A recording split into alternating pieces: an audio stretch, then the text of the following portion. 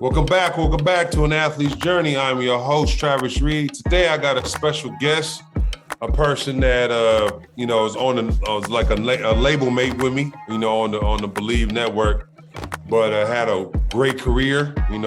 Was a big time player in high school, big time player in college, played in the NBA with the Boston Celtics, and went to Duke. Now we'll get to his journey in a minute, but he's a cool person, like I said, reached out to him, for this interview, said, right on. So I said, all right, let's get it as soon as you can. So this is Sheldon Williams. Say hello, Sheldon. What's going on? All right. So we're going to get right into it, Sheldon, how did your basketball journey start? My basketball journey. So I guess it started when I was in first grade. My dad, he's 6'8". He was the college coach. A high school coach, as well as AAU coach and things like that. So with him being in the basketball field, he told me and my younger brother that he didn't want us to follow in his footsteps. But again, my dad being 6'8", my mom 6 foot, chances are that was gonna be our fate anyway. So basketball was the last sport that we can play. We wound up playing, at least for me, I played baseball first. I played soccer. I played football because being in Oklahoma, football's king. And then I played basketball. But I played football and basketball all the way up until my ninth grade year. And ninth grade was still junior high back then. And I was able to play for the high school. I couldn't play junior high football and high school basketball. Because like I said, it was 7th through 9th was junior high and 10th to 12th was high school. So I was able to actually bypass that. But then at that time, everybody was kind of going after my knees anyway. And I knew if I was going to have a future in sports, it was going to be more so in basketball than football. Yeah, no, I got you. Look, I played football up until about 8th grade. And then I got hit hard once in my legs. And I was like, oh, no, here, coach. Right. I'm through. Let me focus. Let me focus on this basketball game. Well, fortunately for me, I was tight end and I was defense end. So I did a lot of hitting, which I like, with me being a kind of a big body and things like that. And then the fact that, I started off as a D-line and a receiver. But as a D-lineman, I was this gangly kid with long arms. So I had film where as soon as the guy says, hut, you'll see my long arms reach over the short kid that's playing, guard and that type of thing. And I just grab the actual collar of the quarterback and I hold on to him and throw him down, that type of thing. So that was how I was getting a lot of my tackles. And then as I kept growing, it kind of moved me from receiver to, defense end and also a tight end. That's a funny story, reaching over. Just reaching over, yeah. Okay. They couldn't do anything about it. It was like maybe at my waist, and I'm just reaching over, holding on to the guy as soon as the center hikes the ball. Got you. All right. So obviously you played in the AAU. How was your AAU growing up? How'd you get into that? So for me, AAU was a little bit different. Like I said, I came from a football state. It's a lot different now because Oklahoma has an NBA team. But growing up, we didn't have that. All we had was OU sports and OSU, Oklahoma State sports. We had a semi-basketball team that didn't last that long, but it was either OU or OSU. That's how it was growing up. Playing AAU, we had about 4 teams that was pretty good. And I wind up, going to nationals, pretty much every year. They take the state winner and the state runner-up, pretty much. And we didn't come to the conclusion until my junior year where we all played together. It's like us trying to beat each other up. We was able to play together and do some real damage and wind up, I want to say 10 of us went D1 that year, which was unheard of. Which was unheard of at the time. They didn't have that many people go D1. But we didn't come up with a bright idea that we need to play with each other until our junior year. Because, being young, you want to do your own thing. You want to get all the recognition and things like that. You want to share that spotlight, with other people. But it was pretty cool to see that. And then, because I want to say when we were in junior high, the only person that we remember seeing leaving the state of Oklahoma for basketball was Eton Thomas. Okay. And Okay. until he did it, we didn't know that was really a thing for us to do. We've seen football players kind of leave and go to Texas and things like that, but we never saw basketball players kind of leaving the state of Oklahoma. They were staying in the state, playing with OU, OSU, or even Tulsa. Before seeing Eton, that kind of opened my eyes. Like, you know what? It's a possibility that I can leave the state of Oklahoma and play somewhere else. Okay. Okay. So you played AAU growing up. Did you play like younger to high school, or did you play just starting in high school? So my dad started me in a league where I played up, and I didn't really play my age until I want to say either it was nationals or later on in high school. But my dad always had me play up. But the first team I played for, I didn't really play that much. It was an AU team. I want to say it was our first, second grade. I didn't play that much. It was to the point where I was like, I'm not sure if it's really for me or not. But my dad was, like I said, was a high school coach, so he wound up coaching my second team. And it got to the point where either I was have to quit or he had to quit, that type of thing, because we was always butting heads. Like literally, I give it up. Hey, all the coaches and coaches' sons, and they still have that relationship and everything. They can still do that. Yeah. Hey, more power to you, because with me and my dad's dynamic, if I had a bad game, I'm hearing it during the game. I'm hearing it on the car ride home. I'm hearing it at the dinner table. I'm hearing we were watching at the time NBA on NBC, whatever. I'm hearing it during that time. I'm like, I could not get away from that. It got to the point where, as a kid, I was like, you know what? And I started, kind of, rebelling a little bit and kind of talking back. And then that opened a whole other can of worms, like, talking back to your parent, and things like that. So it got to the point where, like, hey, either you quit or I quit. We can't do this no more. Like, that's how it was. And then being the dad, that I have and everything, he knew that, he respected that, and he took a back seat to that. And he was able to actually have somebody else coach me, and then him kind of chipping on the side versus like, it felt like he's on me the whole time, that type thing. But, my dad, knowing he's been in this process and being a coach, he would say things, and, you have to listen at the time, but it wasn't as bad then. Trust me, man. My pops was my coach till I was in the 6th grade. Or 7th grade, actually. And so, like, more power to you, man. Yeah. So he was like every day at practice, after practice, at home, like you said, at home, the dinner table, on the car ride home, on the car ride. Right. And it's like, oh my God, dude. Like, yeah. Trust me, I hear you on that one. It's been many nights where I had either a bad game or don't let me have played bad. We drove 8 hours to go to St. Louis, whatever, and I played bad. That whole 8 hours back, I'm telling you, nonstop, no music playing, nothing, just ridicule. I'm telling you, I'm like, man, did I do anything good? Like, it was a 3-day trip. Did I do anything good? Like, dang. Man, why do I feel like, all dads are the same when it comes to that, man. It's so weird, bro. Like, that's the same exact thing that my dad used to do. Yeah. Like, oh my God, dude. Like, it would just be the same exact thing. Okay. So you played AAU. Now, are you one of the what high school did you go to in Oklahoma?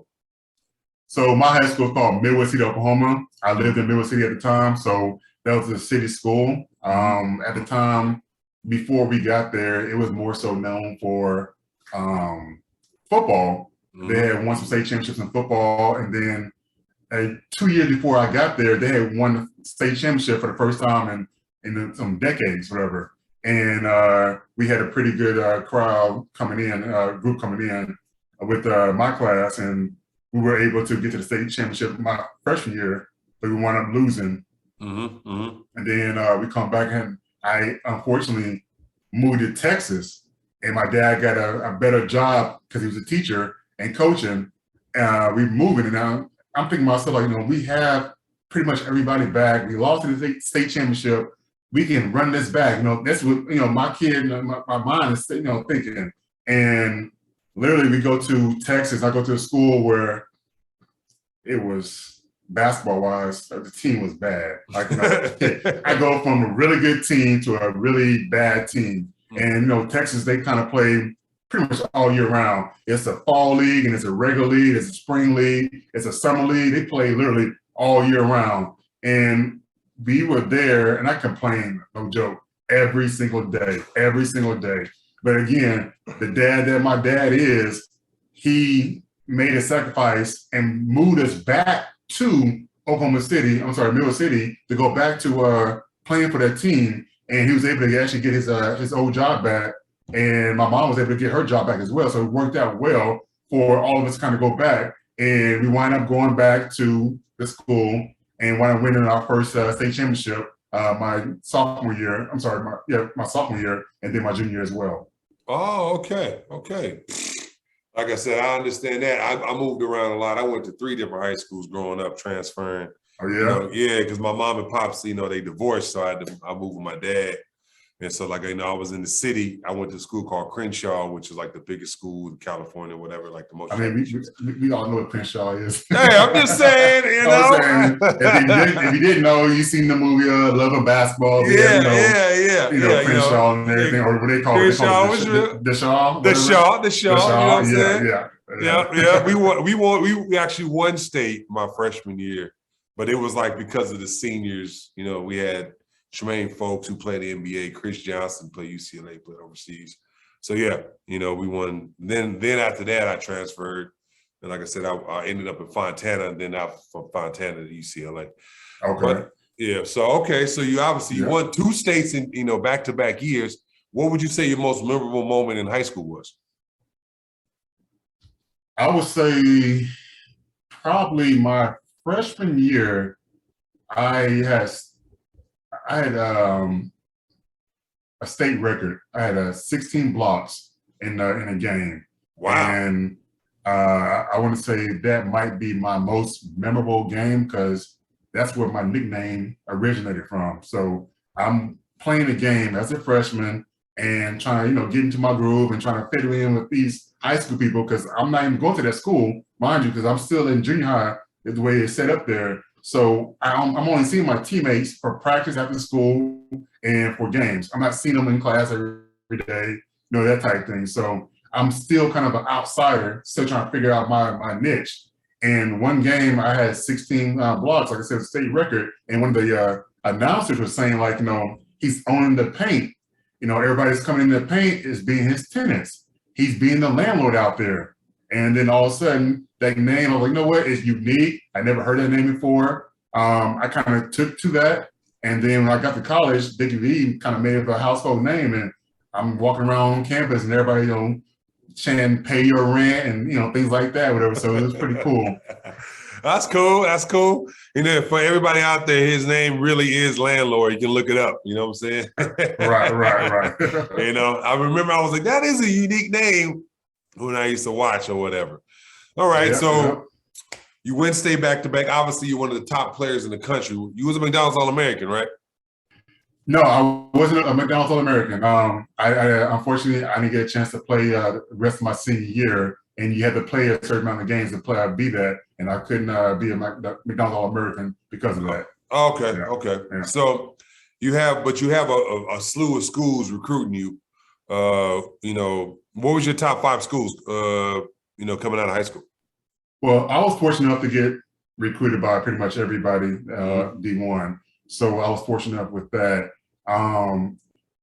My top schools were Duke, Carolina, well, not in that order, I'll say in my order. It was Duke, Illinois, because Bill Self was from Oklahoma. He was recruiting me and before he went to Tulsa, then he went to Illinois before Kansas. So Duke, Illinois, Carolina, Kansas, and Kentucky was my top 5. Okay. And I was more of a Carolina fan back when I was a little bit younger because I loved teams Vince Carter, Antoine Jameson, those guys. Or even earlier, we got Rasheed and those guys playing for Carolina. I was liking them a lot more. And then once I got recruited by Coach K and things like that, my mindset had changed. And also, people didn't really like, Matt Doherty on the team either. When I was actually doing the unofficial visit as well. Oh, okay. Well, I mean, I guess that makes sense. I mean, as you should, like North Carolina. You know what I'm saying? Like, don't let too many Duke fans hear that.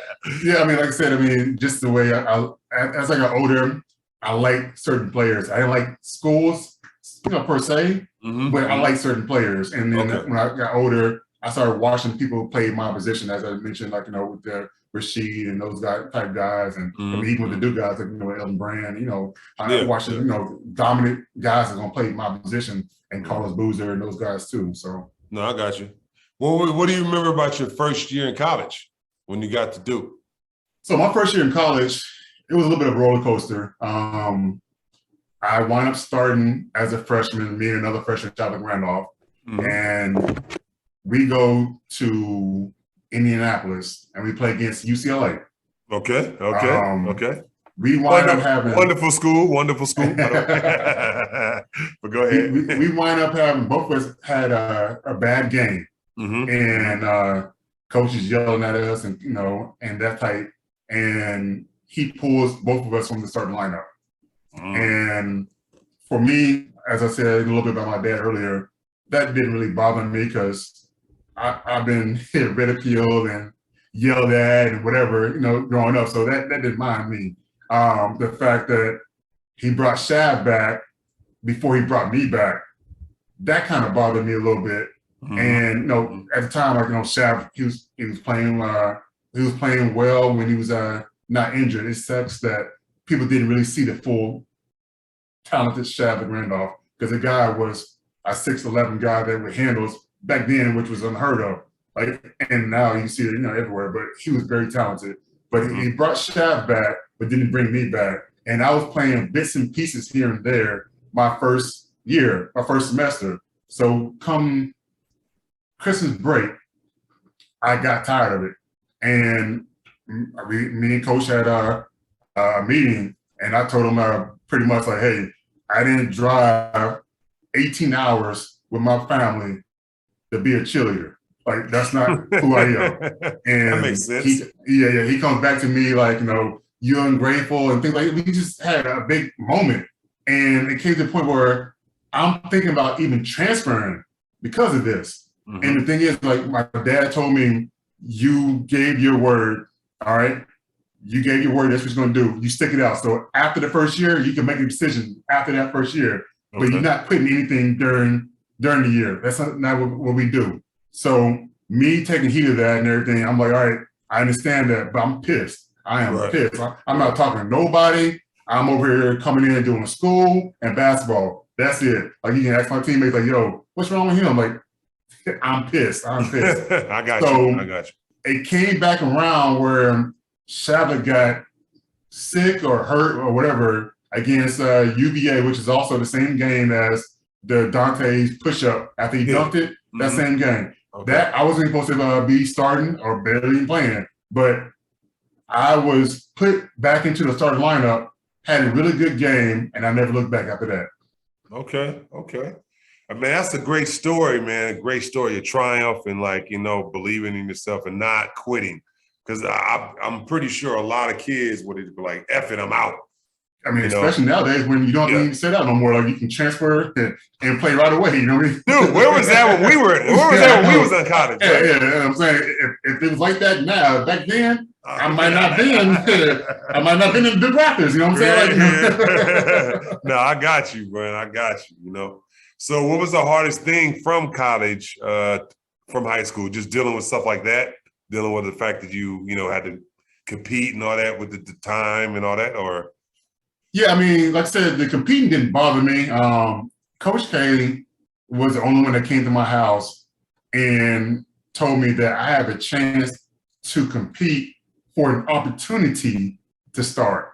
While all the other people were like, oh, you start as a freshman, you start right away, blah, blah, blah. And he's like, no, because you haven't earned anything. You can have a chance to compete for an opportunity. And I'm like, and me, I had a little bit of edge to me and everything. I'm like, how you gonna come to my house, sit at my dinner table, and tell me that I got a chance to compete for an opportunity when all these other schools over here telling me I'm gonna start right away, that type thing. And that really got to me. I'm like, you know what? I need that. I don't want anything given to me. And it's never been like that growing up with my parents. And I need that. I don't want something, because if you get something handed to you, a lot of times you're not taking care of it, and it doesn't really mean as much. You know, that's at least for me. So I was like, no, what? Let me go ahead, roll my sleeves up and everything. Like, I'm gonna show this guy. He's gonna tell me at my dinner table that I got a chance to, have an opportunity, not start, but a chance. I'm like, all right. So that's what really got me. So the competing part never really bothered me. I know that a lot of people are the man at their high school when they come to college, and then things change, and then the people who are the man at their college and everything, may not necessarily be the man when they go to the next level, and that's just how it is. But the point of the matter was, for me, I just want to make sure that I have even shot and equal shot, shall I say, and then once that happens, I can take matters in my own hand. Okay. So obviously at Duke, I remember you and JJ Redick as like two most hated people. Well, maybe he was hated beyond anybody. Yeah, it was more so him than me. Yeah. What would you say your greatest triumph and your greatest failure in college was? So I would say my greatest triumph, initially putting myself in position to live up to my nickname, which is like, being a landlord, playing defense and blocking shots and things like that. And I was able to be National Defensive Player of the Year, back-to-back years, my junior and senior year. So I would say that's probably individually my greatest triumph. Collectively, I would say my sophomore year, even though we didn't get a chance to win the national championship, we got to the Final Four, and we were early in the year around Thanksgiving time in Alaska, and we lost to Purdue in the championship game. We had a kind of come to Jesus type moment and meeting for our team, and we all did a contract and signed the contract on the board, but Coach K wouldn't sign it until he knew everybody was all in for that. And we wind up from that time until, I want to say, the championship for the ACC tournament, we wind up going like 20-0. We just ran off like 20 straight wins, which was like unbelievable at the time. And we wound up kind of getting screwed in the tournament, but that's here and there. But we was one of the hottest teams going in. So collectively, I want to say that's one of my greatest triumphs collectively. Okay. And what would you say your greatest failure was? So my greatest failure, I would say not really putting in the work to be more all-rounded. I knew that I was a great defender, a great defensive player, and a finisher around the basket. I wish I took more to heart about, my offensive game. And if I had to go back all over again and do it all over again, I would spend just as much time on the offense as I did for defense. Okay. That makes sense. You know what I'm saying? More well-rounded. I mean, I think what you were, and like you said, it got you to the league. So, you was a lottery pick. So I still say it's all good. What was the biggest lesson you learned in college? The biggest lesson I learned in college?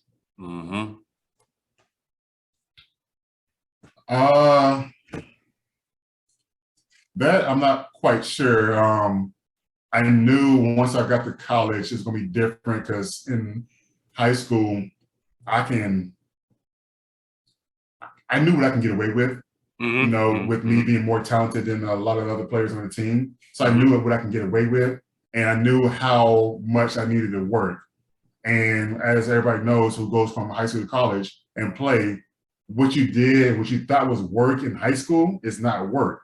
Like, it was a different level once you got to the college level, as well as you go to the professional level too. What I was thinking about, what I was doing was actually good. And I'm like, well, it was good for high school, but not for, college.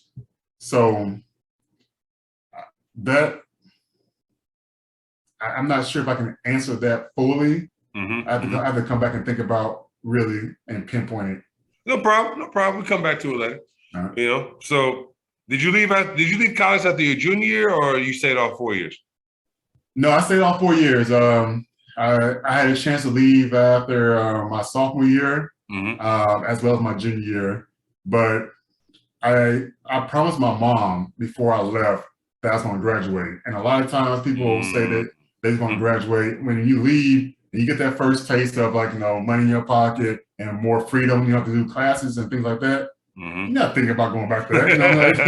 And I've seen that time and time again. And the thing is, like, I promised my mom that no matter what happens, I'm going to get my degree from Duke. And that, oh shoot, that might be my greatest triumph as well too. The fact that I graduated and it was on Mother's Day, my senior year, I was able to give my mom my diploma on Mother's Day and told her that I fulfilled my promise to you back in high school, that I told you that I was going to graduate no matter what. And the fact that I held to my word and the look that I saw on her face, I'll take that back. That's my personal greatest triumph over my National Defensive Player of the years. Okay. Now, obviously, you being like a top player, one of the top players, what do you think now? What do you think about the NIL money now, as far as college? Where was this at when I was in school? How much money I can make on my name for all these defensive protection programs and things like that? I mean, I wish I had that. And it's kind of funny because when I saw the news break about that kid from Miami, I'm like, oh, it took this long for this to happen? I thought it was going to be happening a lot sooner where, somebody's going to try to hold out for, more money and use the transfer portal to get more money. But come to find out, he was just bluffing, never left, and then didn't get any additional money. So now he looked, like a idiot, because it didn't work out for him. That type of thing, whatever. I don't want to call him an idiot or whatever, but it didn't look well for him. What I want to say. But I'm surprised that hasn't happened more. But the thing is, with all these kids getting all this money and everything, it'll be like, you know what? Why rush to the NBA when I'm over here living fine? I got no real bills. I got all this money in my pocket, that type of thing. So I don't know. I came out too early. I agree. I said the same thing. I said, man, if I was at UCLA now, man, with the NIL money, man, I might have never left, never transferred. I would have stayed. All right, so you know that you're one of the top draftees in the class. How was your draft process journey? How was that? So my draft process was a little bit different as well. I went out after I graduated. I went out to LA and I was working out in LA.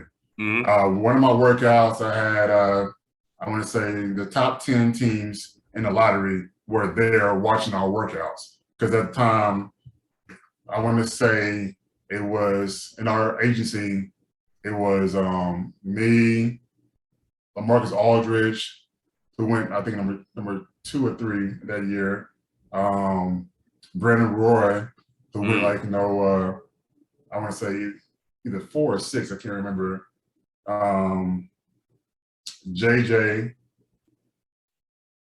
and somebody else. We really had 5 of the top 10 picks in the gym and everything. And I was able to actually have a really good workout, and I got a commitment from the Atlanta Hawks from that workout. But they were trying to keep it under wraps type thing. So I was pretending to go to different workouts. I did about 3 workouts before the word got out, and they shut me down, and I didn't do anything else after that. But the workouts I did, I went to Utah, and then I flew up to Seattle because that's when Seattle had a team. Yeah. And then I did it back-to-back with Seattle and Boston. That was tough. Like it was back-to-back. I'm in freaking Seattle, and they running me and doing all this other stuff with me. And then I fly way out to Boston and have that. So that was pretty tough right there. Oh my gosh, dude. Yes. Now imagine that was tough, They try to just work out, and then you got to fly back to back, do workouts, man. No, I hear you on that. Right. So I would say this, I got drafted, but I got drafted number 59, so I was kind of mystery relevant. But to go into the for the people that ain't never been drafted, go into that process of how it is, did you sit in that green room waiting for your name to get called? It was, even though I knew what pick I was going to be picked, I was still nervous and I'm sweating. You know, we got the freaking big baggy suits on and everything like that. Whatever. You know, back then it's not like as close and tailored as it is now. But back then I'm over here like I'm looking around because the thing is, I never thought that this was actually going to happen. I remember being back in the driveway playing with my brother after watching Chicago Bulls play somebody and just trying to be like Mike out there, with the basketball and your tongue sticking out, that type of thing, whatever, and not really knowing that it was a real possibility because we didn't see a lot of people, if any, actually, except for Eton, to go from Oklahoma, the state of Oklahoma, to the pros for basketball. You see them for football, but not basketball. We see them for football and baseball, but not basketball. But to see that happen and come to like full circle, like, oh, I was really dreaming about this, and now my dreams are about to come true. That was one of the most surreal moments for me because I'm over here at the table with my parents and my brother, and we're just kind of looking around like, we are really here. Like, we are really here. We really living this dream out. Yeah, man. That's why I wanted to get everybody. It's like, man, that's a heck of an experience, man. So how many years did you play in the league? So I played 7, I think, in the NBA, and then I played 3 overseas. Okay. So after because you played with Atlanta, you got drafted by Atlanta, but then played with Boston for how many years? So I was with Boston for 1 year. We went to the finals, and we lost to Kobe in Game 7 in the finals. I remember. I was in the building. the one time that Kobe decided to pass the ball, he hits at the time it was Meta World Peace, and he wanted to hit the 3 and wind up extending the lead and that type of thing. But that was a fun experience because one, I get to Boston and people are like, oh, welcome to the NBA. And I'm like, what you mean, welcome to the NBA? And a lot of people were saying like, the teams that you were with, they weren't franchise championship teams and how they were run from top to bottom. So I didn't understand what they was talking about. And I get to Boston and I understand what they're saying because a lot of stuff they was talking about, what was happening was how it was ran at Duke. And it reminded me being back in college, how no matter what's going on with the top guy to the bottom guy, coach will get on you and he'll coach you right or wrong. And on top of that, I played with Hall of Famers like Paul Pierce, KG, Ray Allen, Rajon Rondo was in his prime, Kempton Perkins was in his prime, Rasheed Wallace was on the team, Michael Finley was on the team. Like, it was a really good team. And I'm seeing all these vets. And at the time, I want to say it was like maybe year 5 for me. And I'm like, if KG and Ray and all these guys are coming in early before practice and they in like 13, 14, 15th year, I have no excuse. Like, we all tired, but I have no excuse. If the Hall of Famers are doing this and they're in a year 15 or year whatever, and I'm on year 6 or year 5 or whatever it was, there's no excuse for me. And it reminded me how things should be, how things should be ran. And it was really a cool atmosphere to be in.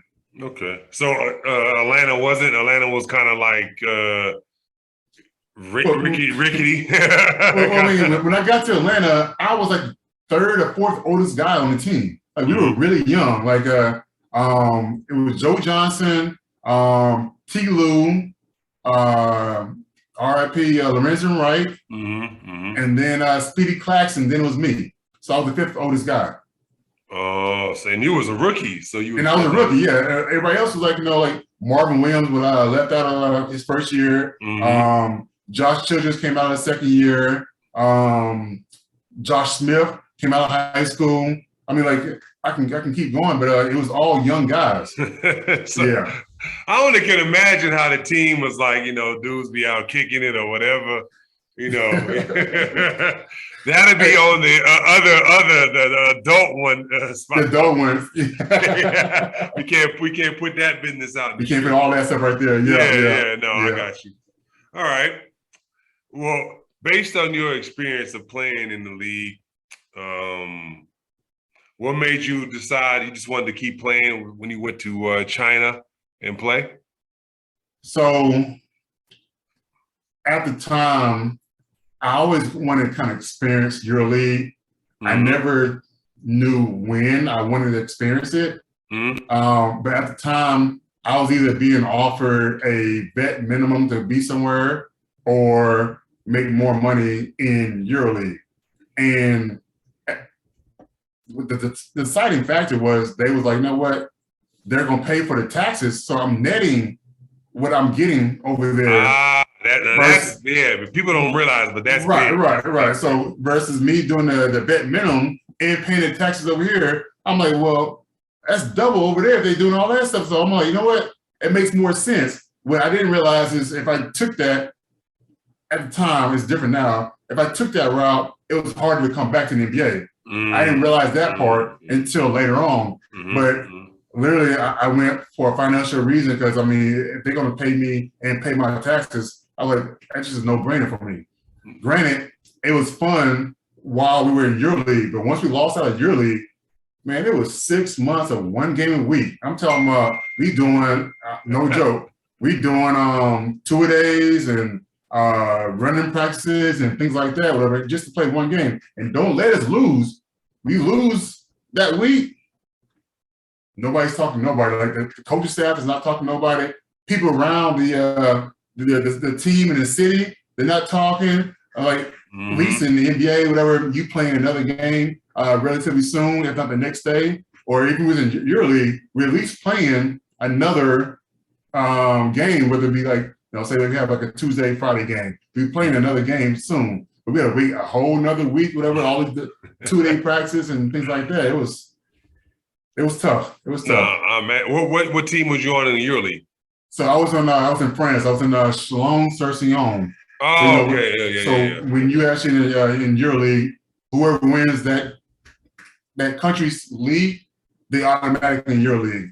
And then I'm not sure if it's different now or whatever, but then the bottom two teams of the league goes down to Pro B. And then top two teams in Pro B go to Pro A. So that's how it works. All right. No. Okay. All right. So let me ask you this: after you play overseas and then you play, EuroLeague, and then you go to China for a couple of years, when did you know it was time to hang it up? Well, I retired early. What got me was my daughter was saying, "How come I'm always away?" And at the time, I was away from my daughter maybe 8 months out of every year, which kind of played a role on me. And when she got to the point where she was like, "Daddy, how come you always gone?" That really got to me.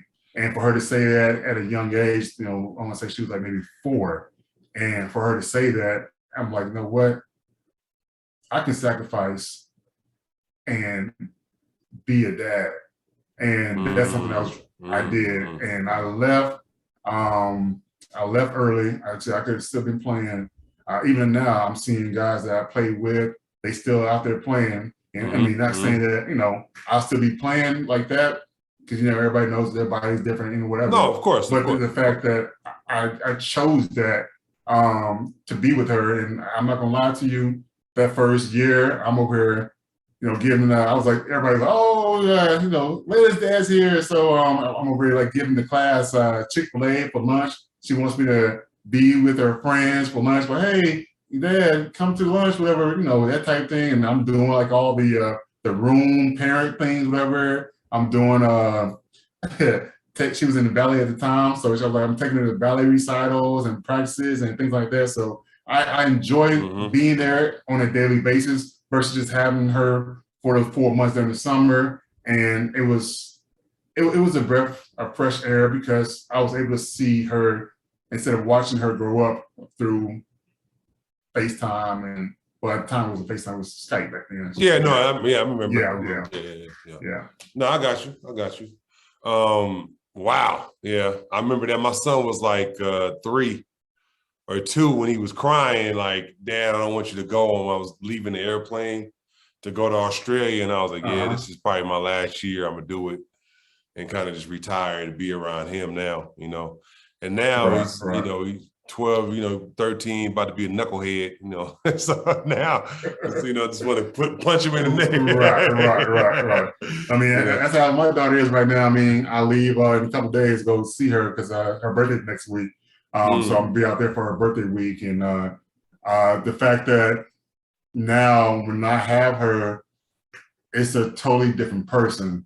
But I go back and forth from I live in Atlanta, so I go back and forth from Atlanta to LA 2 weeks out of every month, Okay. and during the school year, and the fact that I go back to her and I'm talking to her and she's over here like laughing and giggling in her room, but then I bring her downstairs and we're going to have dinner, we're going to talk, whatever, and I don't get no kind of conversation. I'm like, what's going on? Like, you went from like, you always want to talk to me to now all of a sudden it's like pulling teeth trying to have a conversation with you. And then right after dinner or whatever, she go back up to the thing, shut her door. Now she's this teenage girl, shut her door, and she's laughing and with her friends and things like that. I'm like, oh, so this is what we're doing now. But yeah, it's the same. You know, my son, he's a PlayStation kid, so like, Dad, can I? Nah, man, you ain't playing. We getting out the house.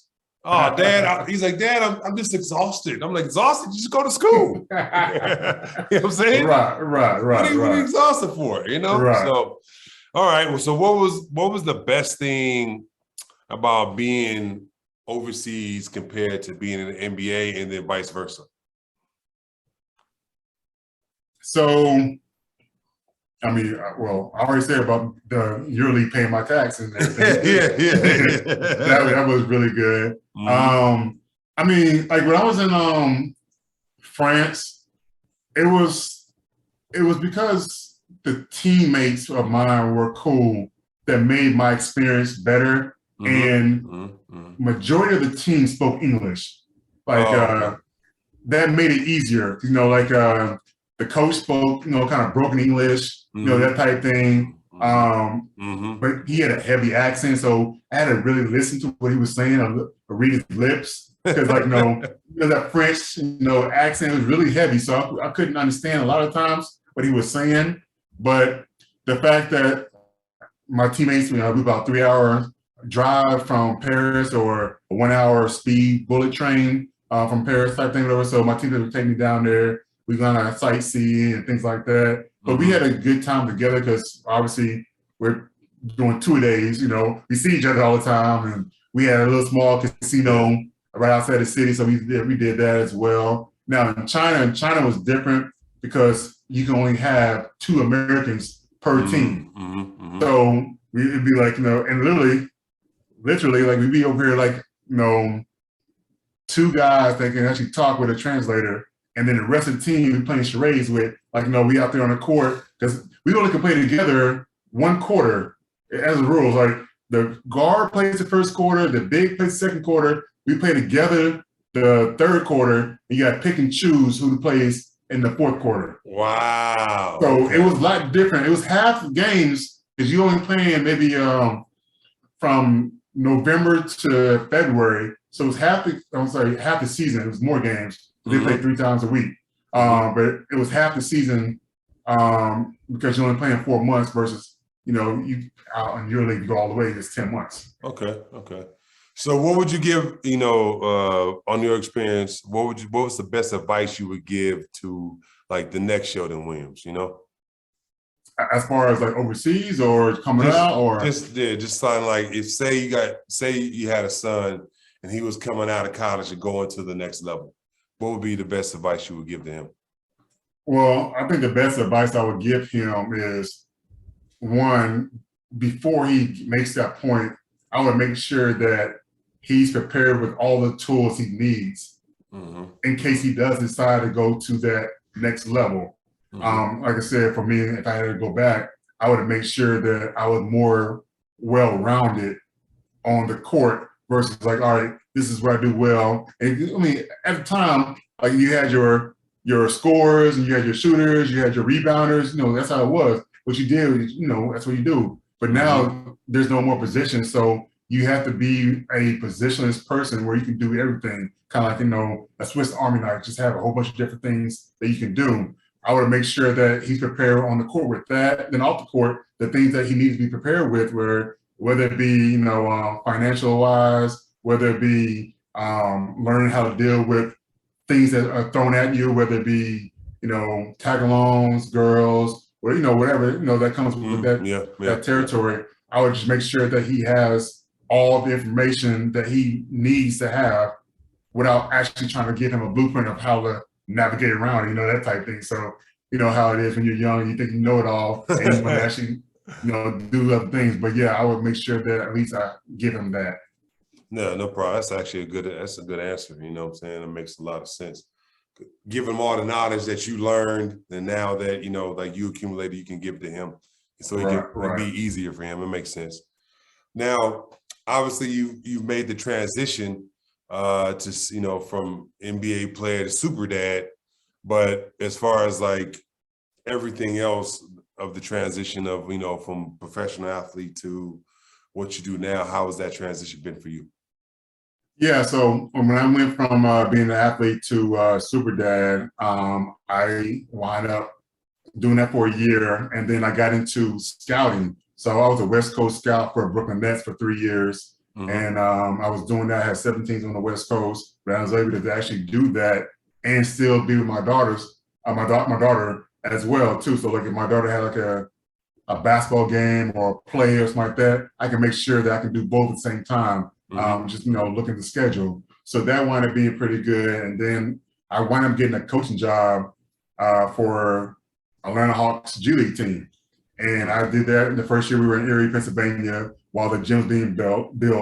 And then I wind up coming down here the second year and being a coach. And then the only thing bad about coaching is you don't own your future. So they had fired the head coach for the Atlanta Hawks with Lloyd Pierce, and they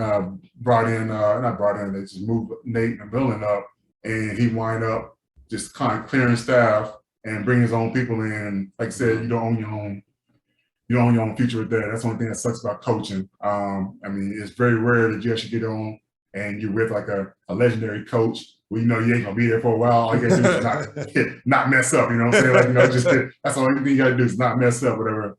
That type of thing. But then now, like I said, I go back and forth with my daughter. I started a healthy vending machine business.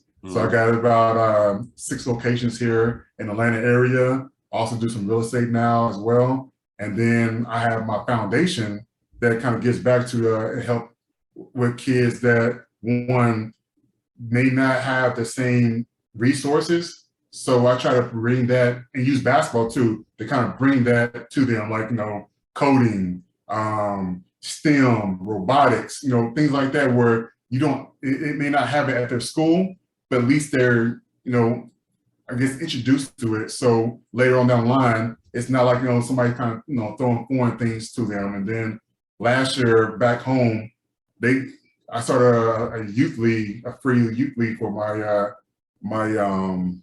district, because they cut music, sports, and arts in elementary schools. So I got 7 elementary schools that feed into my former junior high and high school. So I teamed up with my high school, and I was able to actually form a free basketball league for these kids, 3rd, 4th, and 5th graders. That was last year. Now this year, I'm adding the girls. Since the first year was such a success, it's going to be girls and boys. So kind of giving them, options to actually do other things. Because if you're not doing anything, that's more risk to get in trouble. That's more stuff that you're not supposed to be doing, whatever. So I want to make sure that these kids have a chance to, one, play, then also just do something with their lives where I'm introducing these programs along with it. So it kind of help them out as well. Man, like I said, I don't see the halo for the Mother Teresa hat, man. That's a blessing that you giving back to the kids, giving back to the future. Also, it's a blessing that you made the transition pretty smoothly to what you're doing now, man. That's I struggled big time when I retired. I was trying to figure out what I wanted to do. I just had no idea of what I wanted to do. So like now I'm back to where it's cool, but before it was a struggle, a big struggle. But the fact that you just did it was kind of like a smooth transition right away. That's a good thing, man. Yeah, I mean, it kind of felt in like that. I mean, it didn't feel like it was smooth like that. I said, like, I go from I abruptly stopped playing to baby with my daughter. It didn't feel smooth like that because I was like, one, I was like, no, what is year 10? I need to start thinking about what my next chapter gonna be. But then I had a conversation with my daughter, then all of a sudden that moved it up faster than what I thought it was gonna be. And now I'm like, it's cool because I want to be a full on dad with her, because like I said, me playing, wherever I was playing in for 8 months, whatever, I barely saw her. So I'm like, all right, what can I do to kind of still be with the game of basketball, but still have the freedom to do what I want to do with her. And then that's when scouting came in. Like I said, which I loved. I wish it just paid more. But I loved it because I'm gonna be watching a lot of these games anyway. So for me to actually go to these games and actually kind of write reports about what I see, what I think happened, if there's players that they're interested in, I write reports on what I think about the players, that type of thing, and then kind of go from there. But then when I got introduced to coaching, I liked it because it was more hands-on, and I was able to actually do some work with the guys. But one thing I did like about coaching was more so the actual working with the guys, whether it be like the individual work before practice, then practice, and individual work after practice. I enjoy that more than I guess cutting up film and showing them and getting game plans ready and that type of thing. But I know it all comes with the territory. But the whole hands-on was a lot. The player development for me was more of my cup of tea than anything else. All right. Do you feel like you're gonna get back into coaching, or you're gonna stick with what you're doing now? Honestly, I'm not opposed to it. I'm just tired of moving around. I mean, I counted the amount of times that I've moved since I left high school, and a majority of that is because of sports. But I've moved over 30 times since high school. Like, I want to be somewhere and just be somewhere. Like, this is home no matter what.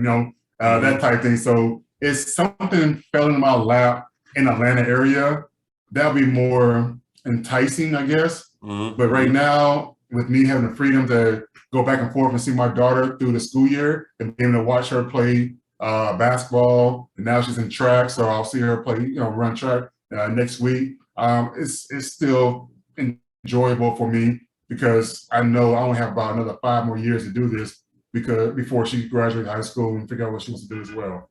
All right. Like I said, that's cool. That's real cool. Yeah, I got basically 5.5 years for my son to figure out, because when he's 18, he's out, so. Military, college, you out. Or school, one of the three. All right.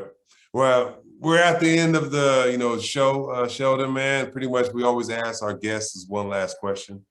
At the end of our, at one point of our lives, or careers, we all have low points in our life or career. And we always ask, how did you get out of your low point? Was it prayer? Was it family? Was it, what was it for you? So for me, I guess, because back then, like you said, everybody goes through it. But back then, nobody talked about it. You just had to go through it. People doing a good job now kind of sharing their experiences of how they're going through their process and kind of, I guess, in a way, helping other people that are seeing that thing and that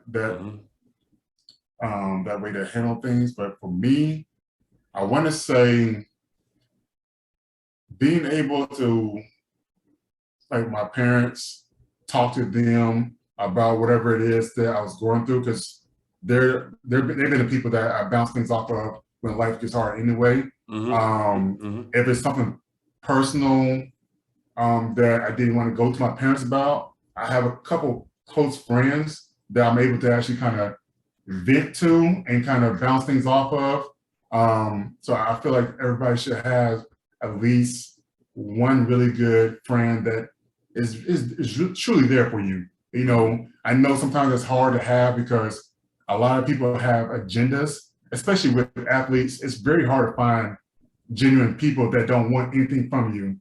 That was something that it was very hard. Like 2 of my best friends are from people I knew back in 7th grade, like before I was, Sheldon Williams of, whatever right now. And I have another really good best friend that I wind up meeting when I lived out in LA, and he was a former athlete as well. And the thing is, we gel so much on a lot of things and everything. And then all of a sudden, I have a little small circle that we know that we have each other's back no matter what. Okay. Well, no, that actually makes a lot of sense. Always, when you're an athlete, like you said, like I'm pretty sure even on your level, it was probably magnified because it was, you was NBA guys, so everybody kind of want a piece of you, want to take a piece. So always having those close friends is always good, always real good for for your sanity, Exactly. Like I said, yeah, for me, like I was gone, so it was a little bit easier. So I didn't have like all that, because I can ignore a phone call real easy rather than hanging out with somebody. Well, that and the time difference and things like that. Yeah, exactly. Yeah. But the one thing I did not like was the fact that if you didn't have the right teammates, whatever, to kind of be enjoyable around, it could get real lonely real fast, being in another country, not speaking their language, doing 2-a-day practices, and he's over like, man, I got 9 more months. Yeah. that type thing, yeah. No, I would say the one moment I remember I was in Estonia, and Estonia is like super cold. It's the Baltic tip. So it was like -15 outside. It was a blizzard. Mm-hmm. And like, I don't know, it was like a Thursday night or something like that. We didn't have a game that weekend or that week. And I'm looking at the blizzard. I'm like, man, do I really want to keep playing here? I should just go on and get a flight home right now. I'm hating right now. Yeah. While you say that, before I go, whatever, during a lockout, I was in Russia, and I was working out and playing in Russia, and freaking Siberia. And wow. I have never, I'm telling you right now, I remember looking at my phone, and this mug said -32 Fahrenheit. I said, no, there's no way. -32 Fahrenheit.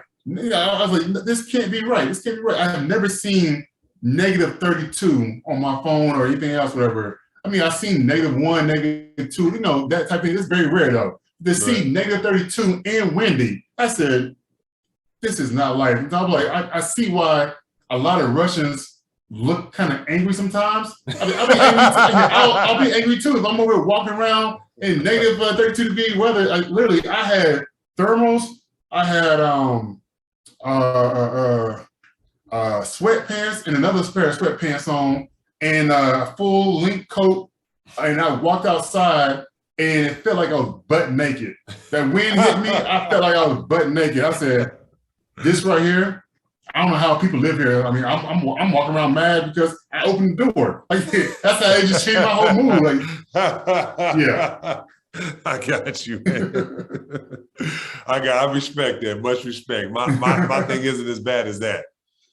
But like I said, Sheldon, I want to say thank you once again, man, for coming on the show. I really appreciate you, man, for real. Now, you got to come on again. You know what I'm saying? We might need to talk about the NBA playoffs or something like that, real soon. You know what I'm saying? So want to say thank you. But if you listen to this far, like I said, we appreciate it. Please like, share, subscribe. This will be obviously on Spotify, Believe Network, Apple Podcasts, and YouTube.